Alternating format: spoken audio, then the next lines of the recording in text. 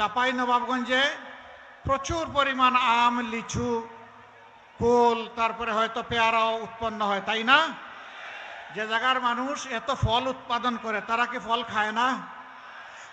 ফলের রস যারা খায় তাদের মনটা খুব ভালো থাকে, নরম থাকে, উর্বর থাকে, এবং মানুষগুলা খুব মিষ্টি মিষ্টি হয়। তারা কিন্তু মেহমান যখন কথা বলে তখন আর কোনো কথা বলে না, চুপ করে শুনতে থাকে। সামনে যদি মিডিয়া দাঁড়ায় তাকে বলে না যে বসেন বসেন, বরঞ্চ যারা পিছন থেকে বসেন বসেন বলতেছেন তারা বসে যান, এখন জাস্ট নাও। যারা এত সময় বলছেন যে বসেন, এরা বসে যান, এরা সব বসে যান, বসেন, আমি এখন দেখছি দাঁড়াই আছেন, বসেন, হ্যাঁ বসে যান, বসে যান, সবাই বসে যান, আর কথা বন্ধ করেন। আলহামদুলিল্লাহ, জোহরের নামাজ আসন্ন। আল্লাহ তাআলার অশেষ শুকরিয়া, আজকে এখানে জনস্রোত নেমেছে। আপনারা হয়তো ভাবছেন শুধু চাঁপাইনবাবগঞ্জে এই জনস্রোত। আল্লাহর শুকরিয়া, আল্লাহু আকবার। তিস্তা পাড় থেকে শুরু করে সমুদ্রের পাড়, জাফলং থেকে সুন্দরবন, টেকনাফ থেকে তেতুলিয়া, সকল জায়গায় আজকে মুক্তির পক্ষে, ন্যায়ের পক্ষে, ইনসাফের পক্ষে, মানবিক বাংলাদেশের পক্ষে গণজোয়ার সৃষ্টি হয়েছে। এই চাঁপাইনবাবগঞ্জ তার গর্বিত অংশীদার। কেন মানুষের এই গণজোয়ার? মানুষ বিগত 54 বছরের শাসন হোক আর অপশাসন হোক তা দেখেছে।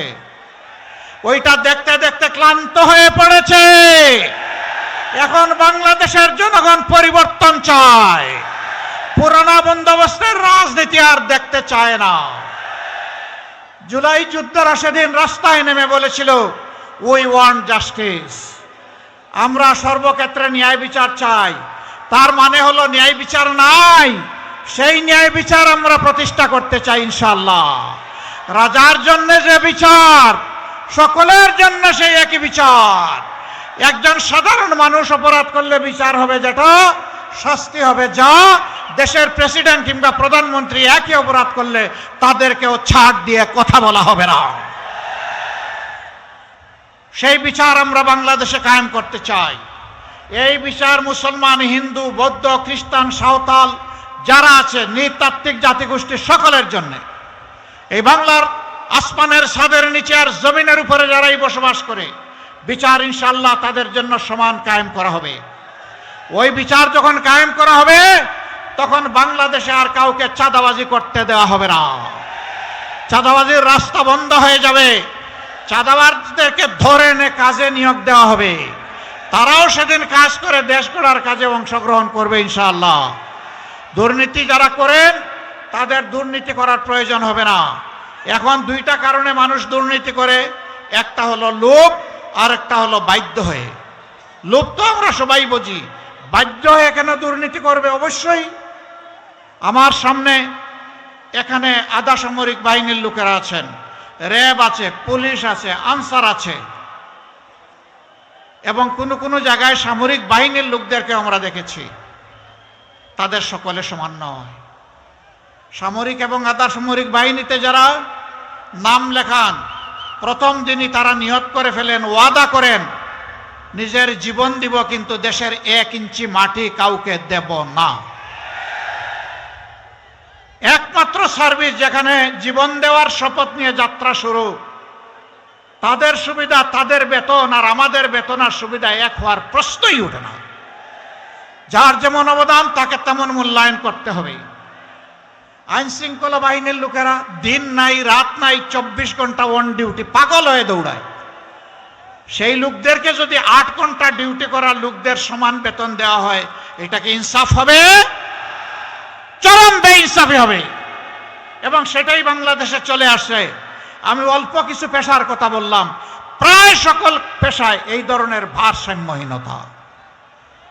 আমরা সেই ডিসপ্যারিটি বা বৈষম্য আমরা দূর করতে চাই।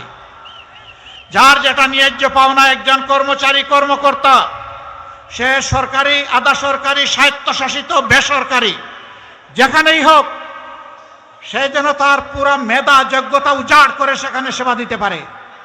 আর রাষ্ট্র এবং নিয়োগকারী সংস্থাও যেন তাদেরকে সম্মানের সাথে বসবাস করার মতো সুযোগ তাদের হাতে তুলে দেয়। আমরা তা নিশ্চিত করব ইনশাআল্লাহ। আমাদের যুবকরা, যুবতীরা তারা বেকার ভাতার জন্য আন্দোলন করে নাই, তারা হাতে হাতে কাজ পাওয়ার জন্য আন্দোলন করছে। আমরা যুবক যুবতীদেরকে ওয়াদা করছি, অঙ্গীকার করছি, তোমাদের হাতে অপমানের ওই বেকার ভাতা আমরা তুলে দেব না, বরঞ্চ তোমাদের হাতে হাতে আমরা তোমাদের হাতগুলোকে দক্ষ হাত বানিয়ে ইনশাআল্লাহ তোমাদের মর্যাদার সাথে যায় সেই মর্যাদাপূর্ণ কাজ তোমাদের হাতে তুলে দেব। সেদিন তোমরা এই দেশ গড়বা, তৈরি হয়ে যাও। এই দেশ তোমাদের জন্য আমরা গড়তে নেমেছি, তোমাদের হাতে এই দেশের ভার আমরা তুলে দিতে চাই। বাংলাদেশ নামের যেই উড়োজাহাজ, সেই উড়োজাহাজের ককপিটে বসবে যুবকেরা, আমরা গিয়ে বসবো পিছনের প্যাসেঞ্জার সিটে। দেশ তারা রকেট গতিতে চালিয়ে সামনের দিকে নিয়ে যাবে, পিছনে তাকানোর আমাদের আর সময় নাই। সকল জাতি, ধর্ম, গোষ্ঠী, বর্ণ সমস্ত মানুষকে বুকে ধারণ করে আমাদের এই যাত্রা শুরু ইনশাআল্লাহ। মা বোনদের ক্ষেত্রে আমাদের স্পষ্ট অঙ্গীকার, আপনাদের বহুবিধ অবদান, তার একটারও প্রতিদান দেওয়া আমাদের পক্ষে সম্ভব নয়, ঋণ পরিশোধ করা সম্ভব নয়, কিন্তু আমাদেরকে চেষ্টা করতে হবে। আমরা দুটি জিনিস আপনাদের জন্য নিশ্চিত করতে চাই। একটি হচ্ছে সমাজের সকল স্তরে আপনাদের অধিকার এবং মর্যাদা, দ্বিতীয়টি হচ্ছে আপনাদের নিরাপত্তা। আজকে এই দুটিরই অভাব। ইনশাআল্লাহ আমরা এমন একটা সমাজ গড়তে চাই, পুরুষরা পাবে পুরুষদের অধিকার, মহিলারা নারীরা পাবে তাদের অধিকার, এবং কোনো জালিম আমার কোনো মা বোন মেয়ে জায়া কারো দিকে চোখ তুলে তাকানোর সাহস করবে না। সেই নিরাপদ বাংলাদেশ মায়েদের জন্য আমরা গড়তে চাই, ঘরে চলাচলে, কর্মস্থলে, সর্বত্র ইনশাআল্লাহ। চাঁপাইনবাবগঞ্জ আলহামদুলিল্লাহ একটা উর্বর জেলা, আমের রাজধানী, এখানে লিচুর রাজধানী, আরো অনেক কিছু এখানে। কিন্তু এই যে আস্তে আস্তে দেখলাম মহানন্দা, এখন নদী আর খুঁজে পাওয়া যায় না, এখন মরুভূমি, এখন কঙ্কাল। আমরা নদীগুলোকে জীবন্ত করে তুলব ইনশাআল্লাহ। নদীমাতৃক যোগাযোগ ব্যবস্থা এবং নদীকে সম্পদে পরিণত করব ইনশাআল্লাহ। পদ্মাতে যেখানে বাঁধ দিলে, ব্যারেজ দিলে বাংলাদেশ পানি পাবে, সেখানেই ব্যারেজ নির্মাণ করা হবে ইনশাআল্লাহ। এই আমের রাজধানীতে আম সংরক্ষণ করার মতো কোনো হিমাগার বা সংরক্ষণগার নাই। ইনশাআল্লাহ আমরা ঘোষণা দিয়েছি, পুরা উত্তরবঙ্গকে আমরা কৃষি শিল্পের রাজধানীতে পরিণত করব। যেখানে বিশ্ববিদ্যালয় দরকার সেখানে বিশ্ববিদ্যালয় হবে, যেখানে সংরক্ষণ দরকার সেখানে হবে, যেখানে পরীক্ষাগার দরকার, গবেষণাগার দরকার সেখানে গবেষণাগার গড়ে তোলা হবে।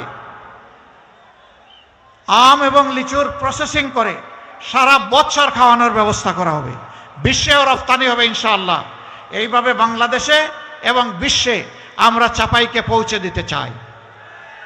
আপনারা তৈরি আছেন ইনশাআল্লাহ? 12 তারিখ দুটি ভোট। কয়টা? একটা হচ্ছে পুরানা বন্দোবস্তকে লাল কার্ড, নূতন বন্দোবস্তকে আহলান সাহলান, ওয়েলকাম, স্বাগতম। এটার জন্য কি হবে? হা। গণভোটে কি বলবো? হা মানে আজাদি, না মানে গোলামি। আজাদি না গোলামি, আজাদি না গোলামি। তাহলে প্রথম ভোট ইনশাআল্লাহ চাপাইবাসীর হা। দ্বিতীয় ভোটটি হচ্ছে ন্যায় এবং ইনসাফের পক্ষে, একটা বৈষম্য মুক্ত, দুর্নীতি মুক্ত, চাঁদাবাজ মুক্ত, মামলাবাজ মুক্ত, নারীদের অপমান মুক্ত এবং আধিপত্যবাদ মুক্ত একটা বাংলাদেশ গড়ার জন্য আমরা আপনাদের এই মূল্যবান ভোটটা চাই। আমরা কথা দিচ্ছি, আপনারা আপনাদের ভোটের আমানত দিয়ে আমাদেরকে সাহায্য করুন। আমরা আপনাদেরকে ইনশাআল্লাহ এই যে আমানত আপনারা আমাদের দিলেন, আমরা এই কৃতজ্ঞতা 5 বৎসর ধরে আদায় করার সর্বাত্মক চেষ্টা করব। আপনাদের যত ন্যায্য পাওনা আছে সবগুলা ইনশাআল্লাহ আপনাদের সাথে আলোচনা করে আপনাদের হাতে পৌঁছে দেওয়া হবে।